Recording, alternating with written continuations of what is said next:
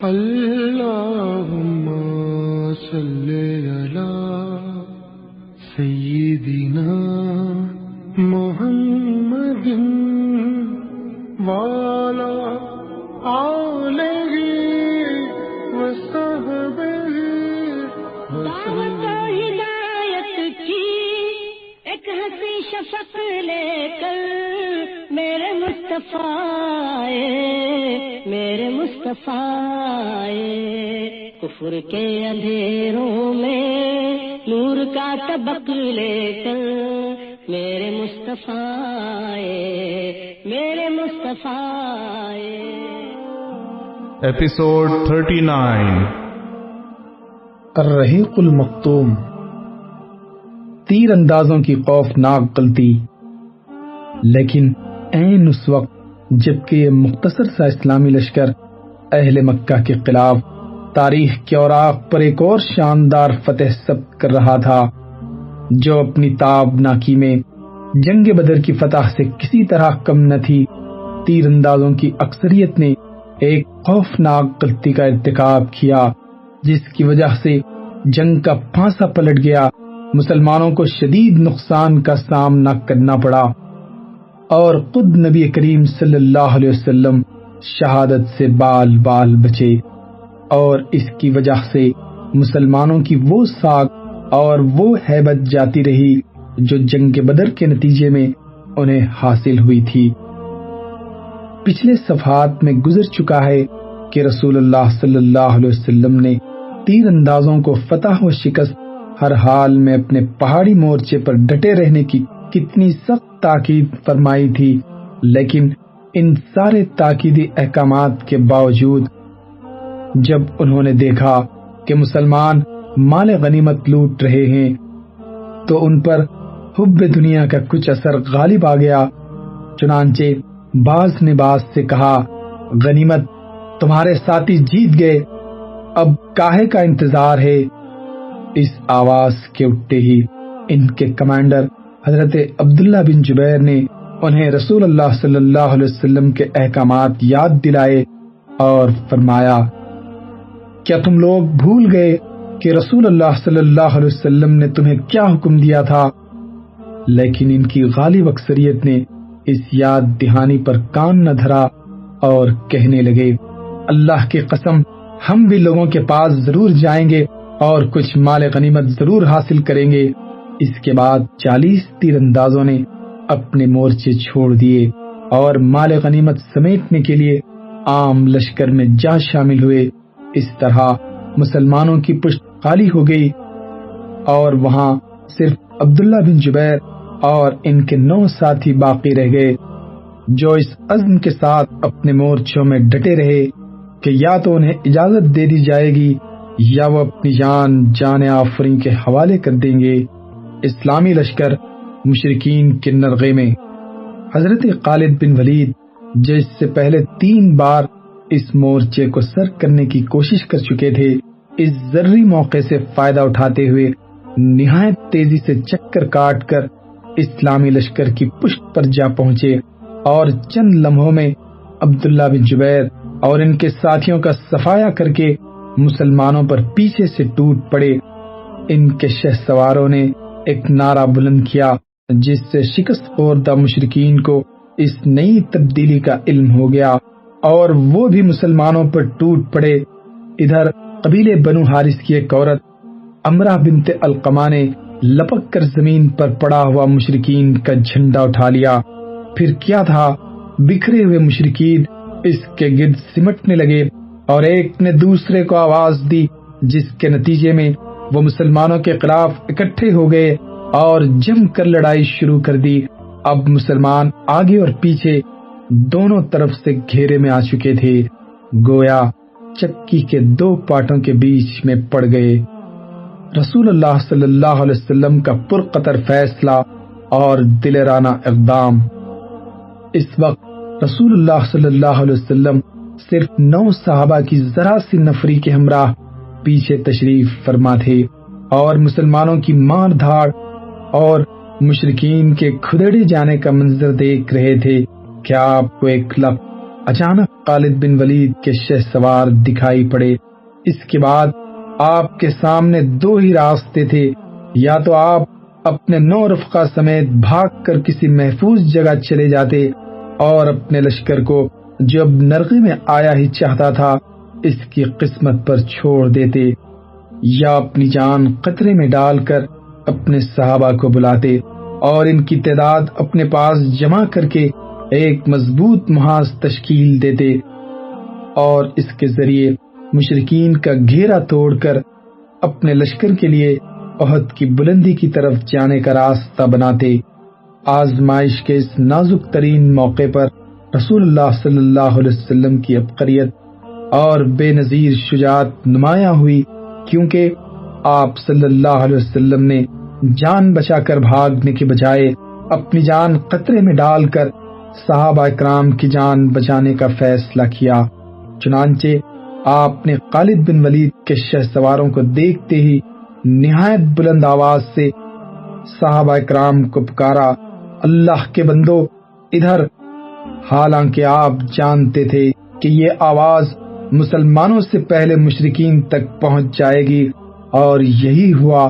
چنانچہ یہ آواز سن کر مشرکین کو معلوم ہو گیا کہ آپ یہی موجود ہیں، لہذا ان کا ایک دستہ مسلمانوں سے پہلے آپ کے پاس پہنچ گیا اور باقی شہ سواروں نے تیزی کے ساتھ مسلمانوں کو گھیرنا شروع کر دیا۔ اب ہم دونوں کی تفصیلات الگ الگ ذکر کر رہے ہیں۔ مسلمانوں میں انتشار۔ جب مسلمان نرغے میں آ گئے تو ایک گروہ تو ہوش کھو بیٹھا، اسے صرف اپنی جان کی پڑی تھی، چنانچہ اس نے میدان جنگ چھوڑ کر فرار کی راہ اختیار کی۔ اسے کچھ خبر نہ تھی کہ پیچھے کیا ہو رہا ہے۔ ان میں سے کچھ تو بھاگ کر مدینے میں جا گھسے اور کچھ پہاڑ کے اوپر چڑھ گئے۔ ایک اور گروہ پیچھے کی طرف پلٹا تو مشرکین کے ساتھ مخلوط ہو گیا۔ دونوں لشکر گڈ مڈ ہو گئے اور ایک دوسرے کا پتہ نہ چل سکا۔ اس کے نتیجے میں خود مسلمانوں کے ہاتھوں بعض مسلمان مار ڈالے گئے۔ چنانچہ صحیح بخاری میں حضرت عائشہ رضی اللہ عنہا سے مروی ہے کہ احد کے روز پہلے مشرکین کو شکست فاش ہوئی، اس کے بعد ابلیس نے آواز لگائی کہ اللہ کے بندو پیچھے۔ اس پر اگلی صف پلٹی اور پچھلی صف سے گد گئی۔ حذیفہ نے دیکھا کہ ان کے والد یمان پر حملہ ہو رہا ہے۔ وہ بولے، اللہ کے بندو میرے والد ہیں، لیکن اللہ کی قسم لوگوں نے ان سے ہاتھ نہ روکا، یہاں تک کہ انہیں مار ہی ڈالا۔ حذیفہ نے کہا، اللہ آپ لوگوں کی مغفرت کرے۔ حضرت عروہ کا بیان ہے کہ واللہ حضرت حذیفہ میں ہمیشہ خیر کا بقیہ رہا، یہاں تک کہ وہ اللہ سے جا ملے۔ غرض اس گروہ کی صفوں میں سخت انتشار اور بد نظمی پیدا ہو گئی۔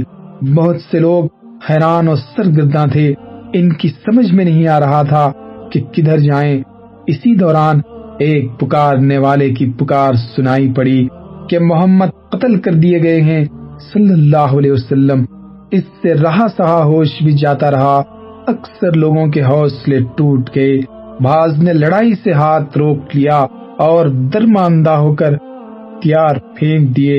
کچھ اور لوگوں نے سوچا کہ راس المنافقین عبداللہ بن ابی سے مل کر کہا جائے کہ وہ ابو سفیان سے ان کے لیے امان طلب کر دے۔ چند لمحے بعد ان لوگوں کے پاس حضرت انس بن نضر کا گزر ہوا، دیکھا کہ ہاتھ پر ہاتھ دھرے بیٹھے پڑے ہیں۔ پوچھا، کاہے کا انتظار ہے؟ جواب دیا کہ رسول اللہ قتل کر دیے گئے۔ حضرت انس بن نضر نے کہا، تو اب آپ کے بعد تم لوگ زندہ رہ کر کیا کرو گے؟ اٹھو اور جس چیز پر رسول اللہ صلی اللہ علیہ وسلم نے جان دی اسی پر تم بھی جان دے دو۔ اس کے بعد کہا، اے اللہ، ان لوگوں نے یعنی مسلمانوں نے جو کچھ کیا ہے اس پر میں تیرے حضور معذرت کرتا ہوں، اور ان لوگوں نے یعنی مشرکین نے جو کچھ کیا ہے اس سے برات اختیار کرتا ہوں۔ اور یہ کہہ کر آگے بڑھ گئے۔ آگے حضرت سعد بن معاذ سے ملاقات ہوئی۔ انہوں نے دریافت کیا، ابو عمر کہاں جا رہے ہو؟ حضرت انس نے جواب دیا، آہا جنت کی خوشبو کا کیا کہنا، اے سعد میں اسے احد کے پرے محسوس کر رہا ہوں۔ اس کے بعد اور آگے بڑھے اور مشرکین سے لڑتے ہوئے شہید ہو گئے۔ خاتمہ جنگ کے بعد انہیں پہچانا نہ جا سکا، حتیٰ کہ ان کی بہن نے انہیں محض انگلیوں کی پور سے پہچانا۔ ان کو نیزے، تلوار اور تیر کے 80 سے زیادہ زخم آئے تھے۔ اسی طرح ثابت بن دہدہ نے اپنی قوم کو پکار کر کہا، اگر محمد قتل کر دیے گئے ہیں صلی اللہ علیہ وسلم تو اللہ تو زندہ ہے، وہ تو نہیں مر سکتا، تم اپنے دین کے لیے لڑو، اللہ تمہیں فتح و مدد دے گا۔ اس پر انصار کی ایک جماعت اٹھ پڑی اور حضرت ثابت نے ان کی مدد سے خالد کے رسالے پر حملہ کر دیا اور لڑتے لڑتے حضرت خالد کے ہاتھوں نیزے سے شہید ہو گئے۔ انہی کی طرح ان کے رفقا نے بھی لڑتے لڑتے جام شہادت نوش کیا۔ ایک مہاجر صحابی ایک انصاری صحابی کے پاس سے گزرے جو خون میں لت پت تھے۔ مہاجر نے کہا، بھائی فلاں آپ کو معلوم ہو چکا ہے کہ محمد قتل کر دیے گئے صلی اللہ علیہ وسلم۔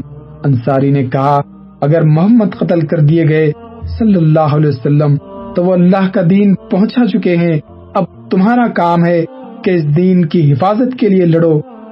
اسی طرح کے حوصلہ افزا اور ولولہ انگیز باتوں سے اسلامی فوج کے حوصلے بحال ہو گئے اور ان کے ہوش و حواس اپنی جگہ آ گئے۔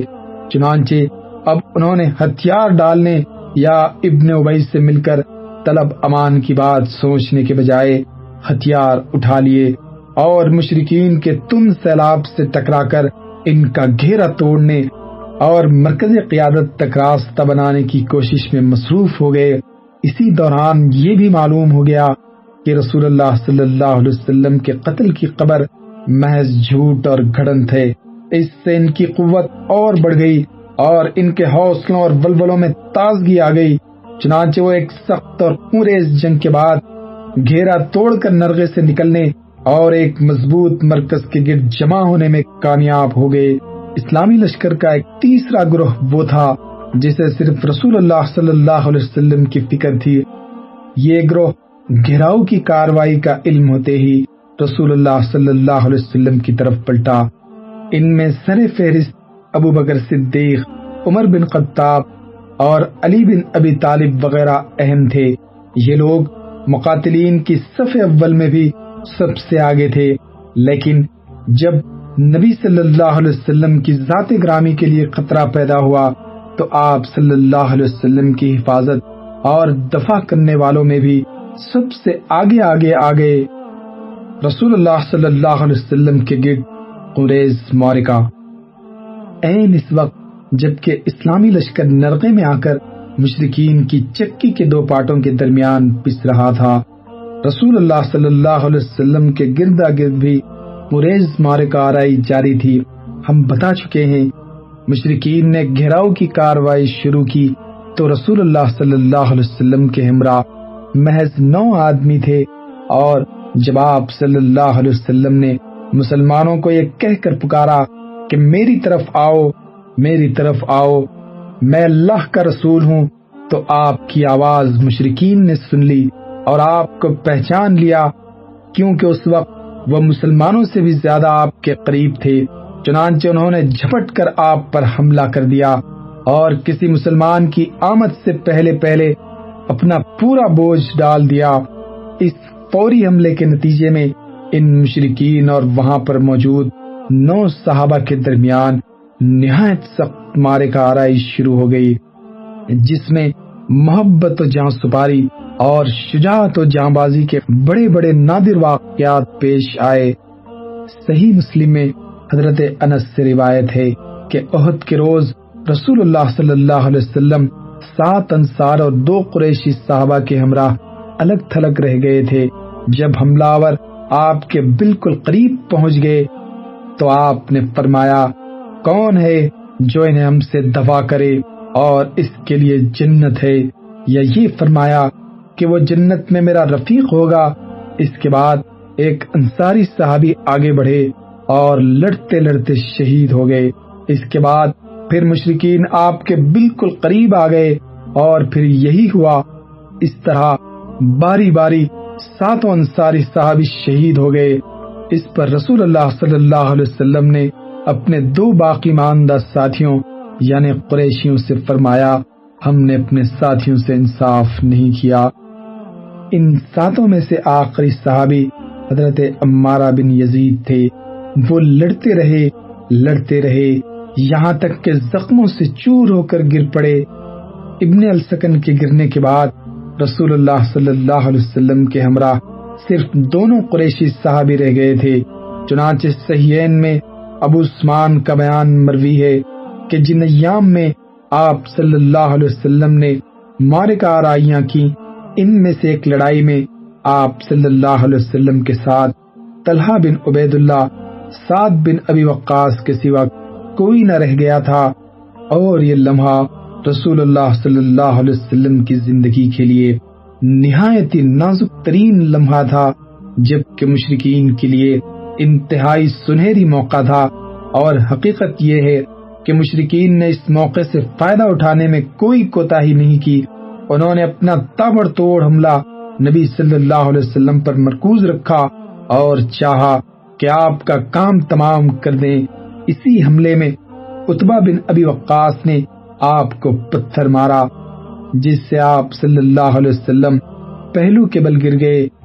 آپ صلی اللہ علیہ وسلم کا داہنا نچلا رباعی دانت ٹوٹ گیا اور آپ صلی اللہ علیہ وسلم کا نچلا ہونٹ زخمی ہو گیا۔ عبداللہ بن شہاب زہری نے آگے بڑھ کر آپ کی پیشانی زخمی کر دی۔ ایک اور اڑیل سوار عبداللہ بن قمہ نے لپک کر آپ کے کندھے پر ایسی سخت تلوار ماری کہ آپ صلی اللہ علیہ وسلم 1 مہینے سے زیادہ عرصے اس کی تکلیف محسوس کرتے رہے۔ البتہ آپ کی دوہری زرہ نہ کٹ سکی۔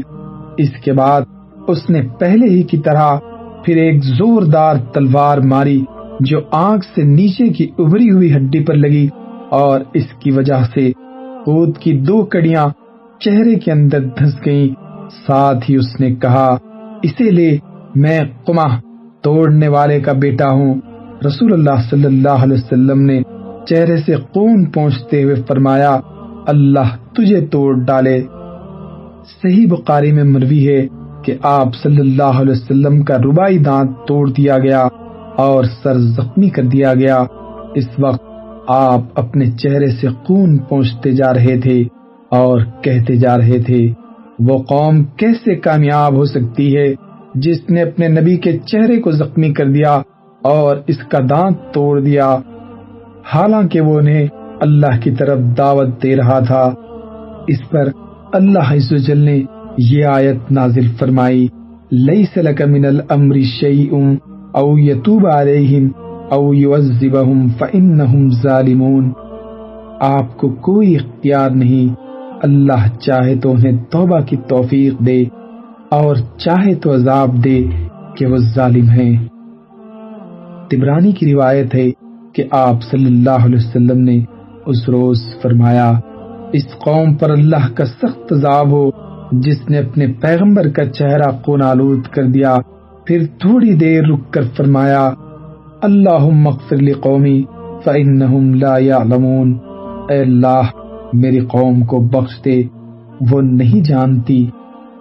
صحیح مسلم کی روایت میں بھی یہی ہے کہ آپ صلی اللہ علیہ وسلم بار بار کہہ رہے تھے، رب اغفر لقومی فانہم لا یعلمون، اے پروردگار میری قوم کو بخش دے، وہ نہیں جانتی۔ قاضی ایاز کی شفا میں یہ الفاظ ہیں، اللہم اہد قومی فانہم لا یعلمون، اے اللہ میری قوم کو ہدایت دے، وہ نہیں جانتی۔ اس میں شبہ نہیں کہ مشرکین آپ کا کام تمام کر دینا چاہتے تھے، مگر دونوں قریشی صحابہ یعنی حضرت سعد بن ابی وقاص اور طلحہ بن عبید اللہ نے نادر الوجود جانبازی اور بے مثال بہادری سے کام لے کر صرف 2 ہوتے ہوئے مشرکین کی کامیابی ناممکن بنا دی۔ یہ دونوں عرب کے ماہر ترین تیر انداز تھے۔ انہوں نے تیر مار مار کر مشرکین حملہ آوروں کو رسول اللہ صلی اللہ علیہ وسلم سے پرے رکھا۔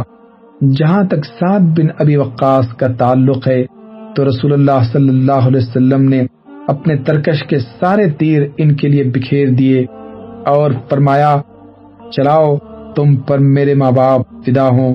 ان کی صلاحیت کا اندازہ اس سے لگایا جا سکتا ہے کہ رسول اللہ صلی اللہ علیہ وسلم نے ان کے سوا کسی اور کے لیے ماں باپ کے فدا ہونے کی بات نہیں کی۔ اور جہاں تک حضرت طلحہ کا تعلق ہے تو ان کے کارنامے کا اندازہ نسائی کی ایک روایت سے لگایا جا سکتا ہے، جس میں حضرت جابر نے رسول اللہ صلی اللہ علیہ وسلم پر مشرکین کے اس وقت کے حملے کا ذکر کیا ہے جب آپ صلی اللہ علیہ وسلم انصار کی ذرا سی نفری کے ہمراہ تشریف فرما تھے۔ حضرت جابر کا بیان ہے کہ مشرکین نے رسول اللہ صلی اللہ علیہ وسلم کو جا لیا تو آپ صلی اللہ علیہ وسلم نے فرمایا، کون ہے جو ان سے نمٹے؟ حضرت طلحہ نے کہا، میں۔ اس کے بعد حضرت جابر نے کہا کہ انصار آگے بڑھے اور ایک ایک کر کے شہید ہونے کی تفصیل ذکر کی ہے، جسے ہم صحیح مسلم کے حوالے سے بیان کر چکے ہیں۔ حضرت جابر فرماتے ہیں کہ جب یہ سب شہید ہو گئے تو حضرت طلحہ آگے بڑھے اور 11 آدمیوں کے برابر تنہا لڑائی کی، یہاں تک کہ ان کے ہاتھ پر تلوار کی ایک ایسی ضرب لگی جس سے ان کی انگلیاں کٹ گئیں۔ اس پر ان کے منہ سے آواز نکلی، رسول اللہ صلی اللہ علیہ وسلم نے فرمایا، اگر تم بسم اللہ کہتے تو تمہیں فرشتے اٹھا لیتے اور لوگ دیکھتے۔ حضرت جابر کا بیان ہے کہ پھر اللہ نے مشرکین کو پلٹا دیا۔ اکلیل میں حاکم کی روایت ہے، انہیں احد کے روز 39 تا 35 زخم آئے اور ان کی بجلی اور شہادت کی انگلیاں شل ہو گئیں۔ امام بخاری نے قیس بن ابی حازم سے روایت کی ہے کہ انہوں نے کہا، میں نے حضرت طلحہ کا ہاتھ دیکھا کہ وہ شل تھا، اس سے احد کے دن انہوں نے نبی صلی اللہ علیہ وسلم کو بچایا تھا۔ ترمذی کی روایت ہے کہ رسول اللہ صلی اللہ علیہ وسلم نے ان کے بارے میں اس روز فرمایا، جو شخص کسی شہید کو روئے زمین پر چلتا ہوا دیکھنا چاہے وہ طلحہ بن عبید اللہ کو دیکھ لے۔ اور ابو داود نے حضرت عائشہ رضی اللہ عنہا سے روایت کی ہے کہ ابو بکر جب جنگ احد کا تذکرہ فرماتے تو کہتے کہ یہ جنگ کل کی کل طلحہ کے لیے تھی، یعنی اس میں نبی صلی اللہ علیہ وسلم کے تحفظ کا اصل کارنامہ انہی نے انجام دیا تھا۔ حضرت ابو بکر نے ان کے بارے میں یہ بھی کہا، اے طلحہ بن عبید اللہ، تمہارے لیے جنتیں واجب ہو گئیں اور تم نے اپنے یہاں حورین کا ٹھکانہ بنا لیا۔ اسی نازک ترین لمحے اور مشکل ترین وقت میں اللہ نے غیب سے اپنی مدد نازل فرمائی۔ چنانچہ صحیحین میں حضرت سعد کا بیان ہے کہ میں نے رسول اللہ صلی اللہ علیہ وسلم کو احد کے روز دیکھا۔ آپ صلی اللہ علیہ وسلم کے ساتھ 2 آدمی تھے، سفید کپڑے پہنے ہوئے، یہ دونوں آپ کی طرف سے انتہائی زوردار لڑائی لڑ رہے تھے۔ میں نے اس سے پہلے اور اس کے بعد ان دونوں کو کبھی نہیں دیکھا۔ ایک اور روایت میں ہے کہ یہ دونوں حضرت جبرائیل اور حضرت میکائیل تھے۔ رسول اللہ صلی اللہ علیہ وسلم کے پاس صحابہ کے اکٹھا ہونے کی ابتدا، یہ سارا حادثہ چند لمحات کے اندر اندر بالکل اچانک اور نہایت تیز رفتاری سے پیش آ گیا، ورنہ نبی صلی اللہ علیہ وسلم کے منتخب صحابہ کرام جو لڑائی کے دوران صف اول میں تھے، جنگ کی صورتحال بدلتے ہی یا نبی صلی اللہ علیہ وسلم کی آواز سنتے ہی آپ کی طرف بے تحاشا دوڑ کر آئے کہ کہیں آپ کو کوئی ناگوار حادثہ پیش نہ آ جائے۔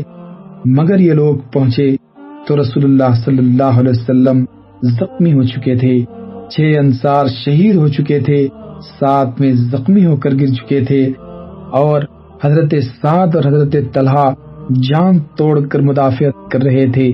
ان لوگوں نے پہنچتے ہی اپنے جسم اور ہتھیاروں سے نبی صلی اللہ علیہ وسلم کے گرد ایک باڑ تیار کر دی اور دشمن کے تابڑ توڑ حملے روکنے میں انتہائی بہادری سے کام لیا۔ لڑائی کی سب سے آپ کے پاس پلٹ کر آنے والے سب سے پہلے صحابی آپ کے یار غار حضرت ابو بکر صدیق تھے۔ ابن حبان نے اپنی صحیح میں حضرت عائشہ رضی اللہ عنہا سے روایت کی ہے کہ ابو بکر نے فرمایا، احد کے دن سارے لوگ نبی صلی اللہ علیہ وسلم سے پلٹ گئے تھے یعنی محافظین کے سوا تمام صحابہ آپ کو آپ کی قیام گاہ میں چھوڑ کر لڑائی کے لیے اگلی صفوں میں چلے گئے تھے۔ پھر گھراؤ کے حادثے کے بعد میں پہلا شخص تھا جو نبی صلی اللہ علیہ وسلم کے پاس پلٹ کر آیا۔ دیکھا تو آپ کے سامنے ایک آدمی تھا جو آپ کی طرف سے لڑ رہا تھا اور آپ کو بچا رہا تھا۔ میں نے جی جی میں کہا، تم طلحہ ہو، تم پر میرے ماں باپ فدا ہوں۔ اتنے میں ابو عبیدہ بن الجراح میرے پاس آ گئے۔ وہ اس طرح دوڑے آ رہے تھے گویا چڑیا اڑ رہی ہے، یہاں تک کہ مجھ سے آ ملے۔ اب ہم دونوں نبی صلی اللہ علیہ وسلم کی طرف دوڑے۔ دیکھا تو آپ صلی اللہ علیہ وسلم کے آگے طلحہ بچھے پڑے ہیں۔ آپ صلی اللہ علیہ وسلم نے فرمایا، اپنے بھائی کو سنبھالو، اس نے جنت واجب کر لی۔ حضرت ابو بکر کا بیان ہے کہ ہم پہنچے تو نبی صلی اللہ علیہ وسلم کا چہرے مبارک زخمی ہو چکا تھا اور قوت کی 2 کڑیاں آنکھ کے نیچے رخسار میں دھنس چکی تھی۔ میں نے انہیں نکالنا چاہا تو ابو عبیدہ نے کہا، اللہ کا واسطہ دیتا ہوں مجھے نکالنے دیجیے۔ اس کے بعد انہوں نے منہ سے کڑی پکڑی اور آہستہ آہستہ نکالنی شروع کی تاکہ رسول اللہ صلی اللہ علیہ وسلم کو اذیت نہ پہنچے، اور بلا کر ایک کڑی اپنے منہ سے کھینچ کر نکال دی، لیکن اس کوشش میں ان کا ایک نچلا دانت گر گیا۔ اب دوسری میں نے کھینچنی چاہی تو ابو عبیدہ نے پھر کہا، ابو بکر اللہ کا واسطہ دیتا ہوں مجھے کھینچنے دیجیے۔ اس کے بعد دوسری بھی آہستہ آہستہ کھینچی، لیکن ان کا دوسرا نچلا دانت بھی گر گیا۔ پھر رسول اللہ صلی اللہ علیہ وسلم نے فرمایا، اپنے بھائی طلحہ کو سنبھالو، اس نے جنت واجب کر لی۔ حضرت ابو بکر صدیق کہتے ہیں کہ اب ہم طلحہ کی طرف متوجہ ہوئے اور انہیں سنبھالا۔ ان کو 10 سے زیادہ زخم آ چکے تھے۔ تہذیب تاریخ دمشق میں ہے کہ ہم ان کے پاس بعض گڑھوں میں آئے تو کیا دیکھتے ہیں کہ انہیں نیزے، تیر اور تلوار کے کم و بیش 60 زخم لگے ہوئے ہیں اور ان کی انگلی کٹ گئی ہے۔ ہم نے کسی قدر ان کا حال درست کیا۔ اس سے بھی اندازہ ہوتا ہے کہ حضرت طلحہ نے اس دن دفاع و قتال میں کیسی جانبازی اور بے جگری سے کام لیا تھا۔ پھر انہی نازک ترین لمحات کے دوران رسول اللہ صلی اللہ علیہ وسلم کے گرد جانباز صحابہ کی ایک جماعت بھی آن پہنچی، جن کے نام یہ ہیں: ابو دجانہ، مصعب بن عمیر، علی بن ابی طالب، سہل بن حنیف، مالک بن سنان، ام امارہ نصیبہ بنت کعب مازنیہ، قتادہ بن نعمان، عمر بن الخطاب، حاتب بن ابی بلتہ اور ابو طلحہ رضی اللہ عنہم اجمعین۔ یہ لوگ کیسے کیسے رسول اللہ صلی اللہ علیہ وسلم تک پہنچے ہوں گے، ان کا ایک ہلکا سا اندازہ حضرت علی رضی اللہ عنہ کے اس بیان سے ہو سکتا ہے کہ احد کے دن جب لوگ رسول اللہ صلی اللہ علیہ وسلم سے منہزم ہو گئے، میں نے مقتولین میں دیکھا رسول اللہ صلی اللہ علیہ وسلم نظر نہ آئے۔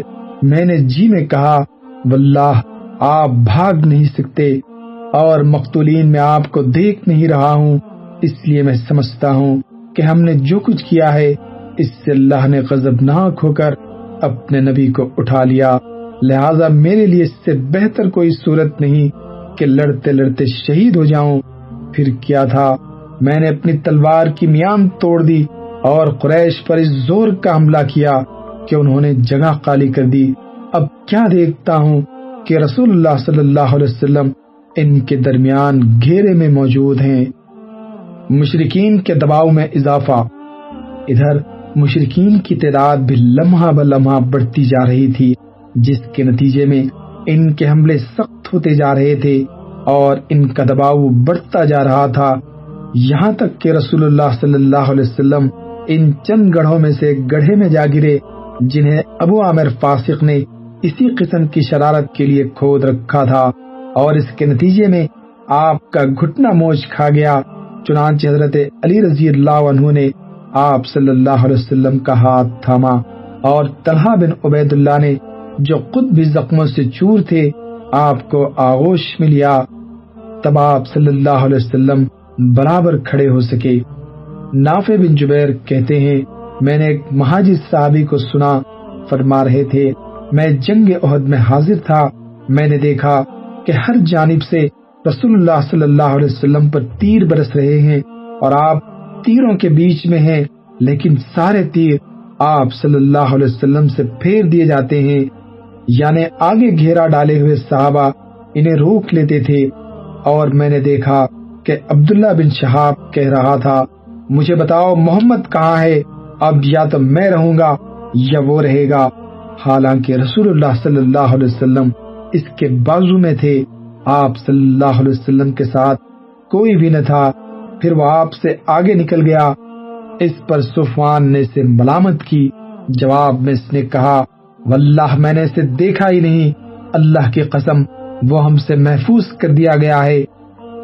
اس کے بعد ہم 4 آدمی یہ عہد و پیمان کر کے نکلے کہ انہیں قتل کر دیں گے، لیکن ان تک پہنچ نہ سکے۔ اللہم صلی علی محمد وعلی آلہ وصحبہ وسلم۔ اللہم صلی علی